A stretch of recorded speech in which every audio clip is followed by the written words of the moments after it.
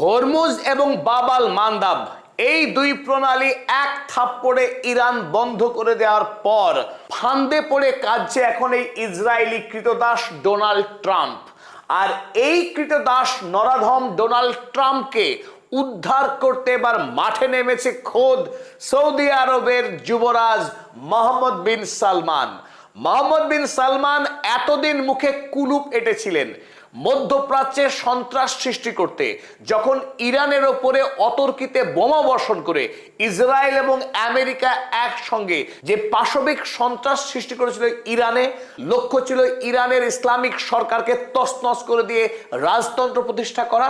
সে সময়ে মনের খুশিতে ছিলেন মোহাম্মদ বিন সালমান এবং কুয়েত, বাহরাইন, আরব আমিরাতের বাদশারা। আর এখন যখন হরমুজ এবং বাব আল মান্দাবকে বন্ধ রেখে ইরান যখন মুখের উপরে যোগ্য প্রতিশোধ দিচ্ছে যখন এই ভ্যাম্পায়ারের বিরুদ্ধে, সেই সময়ে আমেরিকাকে উদ্ধার করার জন্য এখন সৌদি আরব মাঠে নেমে মহাসামুদ্রিক বাণিজ্য সুরক্ষা জোট তৈরি করছেন।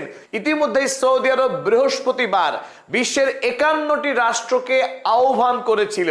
সৌদি আরবের রিয়াদে সদর দপ্তর খুলছে এই রাষ্ট্রগুলির প্রতিনিধিদের নিয়ে একটি বিশেষ কোয়ালিশন। আর এই মিলিটারি কোয়ালিশনে ইতিমধ্যেই 15টি রাষ্ট্র সদস্যপদ গ্রহণ করেছে। ইউরোপীয় ইউনিয়নের পক্ষেও একজন সদস্য উপস্থিত ছিলেন এই রিয়াদের এই বৈঠকে। তাতে মনে হচ্ছে যে সৌদি আরব ঘুরিয়ে ইরানের বিরুদ্ধে পাঙ্গা নেওয়ার জন্য প্রস্তুত হচ্ছে। লোহিত সাগর যাতে সৌদি আরবের জন্য সুরক্ষিত থাকে, সে যেন ইচ্ছে মতো লোহিত সাগর দিয়ে তেল বাব আল মান্দাব দিয়ে পাঠাতে পারে বিশ্বের বাজারে। অপরদিকে সুয়েজ ক্যানেল ধরেও যেন আরবের তেল, গ্যাস এবং বাণিজ্য জাহাজ অনায়াসে যাতায়াত করতে পারে। তার উপরে যেন হুথির ড্রোন বা মিসাইল এসে আছড়ে না পড়ে। এই বিপদ থেকে বাঁচার জন্য মোহাম্মদ বিন সালমান তিনি দাবি করেছেন তিনি একটি মিলিটারি কোয়ালিশন তৈরি করছেন, যে কোয়ালিশনের লক্ষ্য বিশ্ব বাণিজ্যকে বিপদ মুক্ত করা এবং সারা পৃথিবীর অর্থনীতিকে ইরান যেভাবে এখন বন্দি রেখেছে সেই বন্দি দশা থেকে পৃথিবীকে বাঁচানো। শুনতে বেশ গাল ভরা অসাধারণ একটা প্রস্তাব, কারণ ডোনাল্ড ট্রাম্প এর আগে বারবার কাকুতি মিনতি করেছেন, হাতে পায়ে ধরেছেন ইউরোপের রাষ্ট্রগুলোকে তারা যেন সব তাদের শক্তিশালী যুদ্ধ জাহাজগুলো নিয়ে আসে এবং হরমুজে ইরানের বিরুদ্ধে লড়াই করে হরমুজকে যেন মুক্ত করে দেয়। সেই প্রস্তাব সপাটে প্রত্যাখ্যান করেছে জাপান, কানাডা, ইংল্যান্ড, এমনকি জার্মানি। ডোনাল্ড ট্রাম্প বারবার লজ্জিত হয়েছেন, অপমানিত হয়েছেন। এমনকি 5 দিন আগে মার্কো রুবিও তিনি আরো একবার চেষ্টা করেছিলেন যাতে করে মধ্যপ্রাচ্যের যে সমস্ত মুসলিম দেশগুলো আছে তারা অন্তত আমেরিকার সঙ্গে যুদ্ধে এগিয়ে আসুক। ইরানের ভয়ে সেই কাজ করার কিন্তু ক্ষমতা দেখাতে পারেনি মোহাম্মদ বিন সালমানেরা। এবার ডোনাল্ড ট্রাম্পকে খুশি করবার জন্য বাঁকা পথে সৌদি আরব এবার অবতীর্ণ হয়েছে যুদ্ধের ময়দানে। ঘোষণা করছে যে এই সমস্ত রাষ্ট্রগুলো তারা যুদ্ধ জাহাজ পাঠাবে তাদের সেনাবাহিনী এবং সমস্ত এই সৈন্যবাহিনীকে নেতৃত্ব দেবে সৌদি আরব। সৌদি আরব আডেন উপসাগরে বিরাট বিরাট সব যুদ্ধ জাহাজ নিয়ে তারা অবস্থান করবে এবং আন্তর্জাতিক বাণিজ্য তরী যেগুলো আসবে তাদেরকে এসকর্ট করে পার করিয়ে দেবে বাব আল মান্দাব, যাতে করে হুথির যে মিলিশিয়া গ্রুপ সেই হুথি গ্রুপ যেন জাহাজগুলির উপরে আক্রমণ করে বাণিজ্য ভেস্তে দিতে না পারে এবং ডোনাল্ড ট্রাম্পের বাণিজ্য তরী যাতে খুব সহজে এগিয়ে যেতে পারে।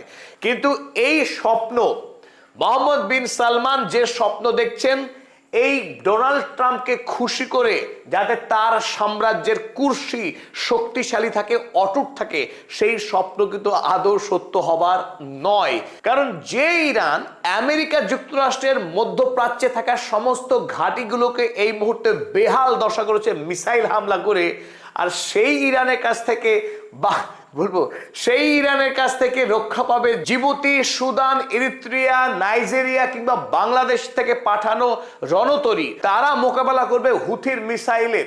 চলুন আজকের এই ভিডিওতে আমরা দেখে নিই কেন হঠাৎ করে মোহাম্মদ বিন সালমান এই সামুদ্রিক প্রতিরক্ষামূলক মহাজোট তিনি তৈরির কথা ঘোষণা করলেন।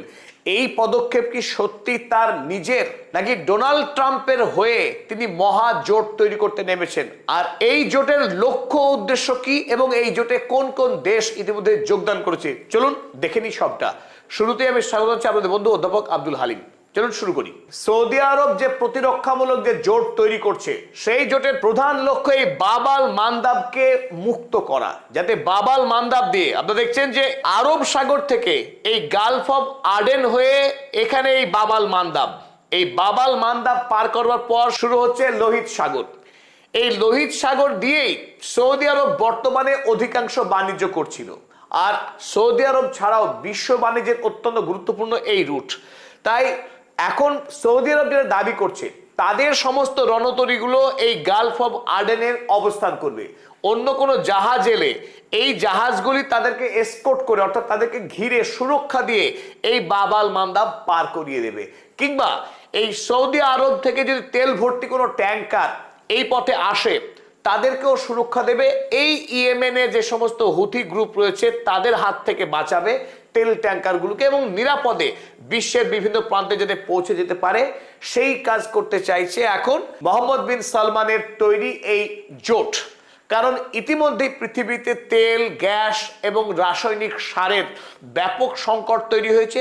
তাই বিশ্ব অর্থনীতিকে বিপদ থেকে বাঁচাবার জন্য মোহাম্মদ বিন সালমান এই সুদূর প্রসারী পদক্ষেপ গ্রহণ করেছেন বলে সৌদি আরবের পক্ষে জানানো হচ্ছে। চলুন এবার দেখে নিই এই জোটে ইতিমধ্যেই বৃহস্পতিবার যে বৈঠক হয়েছে, সেই বৈঠকে কারা কারা অংশগ্রহণ করেছে এবং এই কোয়ালিশনের পাকাপাকিভাবে মেম্বার পদ গ্রহণ করেছে। সৌদি আরবের পক্ষে 51টি রাষ্ট্রকে আমন্ত্রণ জানানো হলেও প্রথম